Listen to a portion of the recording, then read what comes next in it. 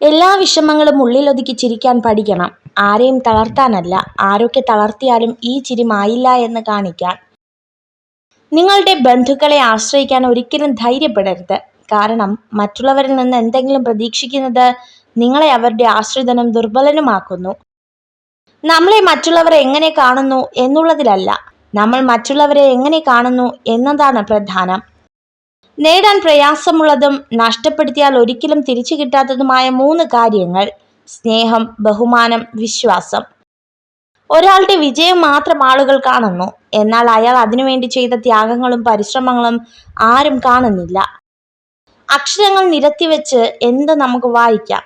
വായിക്കാൻ കഴിയാതെ പോകുന്ന ഒന്നുണ്ടെങ്കിൽ അത് മനുഷ്യന്റെ മനസ്സ് മാത്രമാണ്. ദേഷ്യവും സങ്കടവും നിയന്ത്രിക്കാൻ കഴിയാത്തവരെ ഒരിക്കലും അകറ്റി നിർത്തരുത്. കാരണം അവരുടെ സ്നേഹം അത്രത്തോളം സത്യവും അതിരില്ലാത്തതുമായിരിക്കും. വിജയത്തിന്റെ തൊട്ടു മുൻപിലെത്തി എന്ന് തിരിച്ചറിയാതെ പരിശ്രമം അവസാനിപ്പിക്കുന്നതാണ് ഏറ്റവും വലിയ പരാജയം. ആവശ്യത്തിലധികം ആരുടെയും ജീവിതത്തിൽ അവകാശമോ അധികാരമോ കാണിക്കാതിരിക്കുക. സ്വയം വേദനിക്കാതിരിക്കാനും നാണം കെടാതിരിക്കാനും ഏറ്റവും നല്ലത് അത് തന്നെയാണ്. തുറന്നു പറയേണ്ട കാര്യങ്ങൾ തുറന്നു തന്നെ പറയുക. ഒന്നെങ്കിൽ അതൊരു പുതിയ തുടക്കമായേക്കാം, അല്ലെങ്കിൽ അവസാനവും.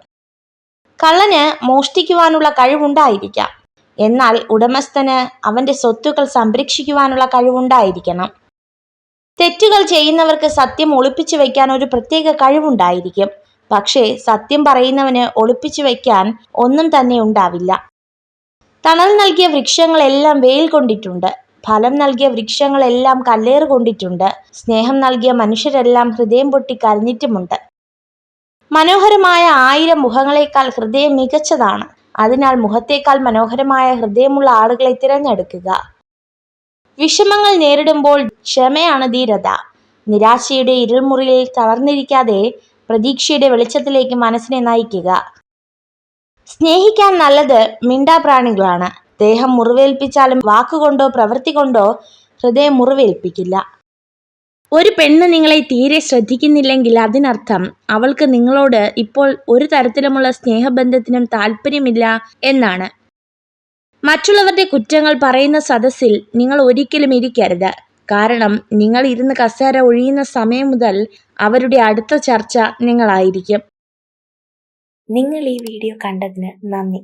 ഇതുപോലുള്ള കൂടുതൽ വീഡിയോകൾക്കായി ചാനൽ സബ്സ്ക്രൈബ് ചെയ്യൂ.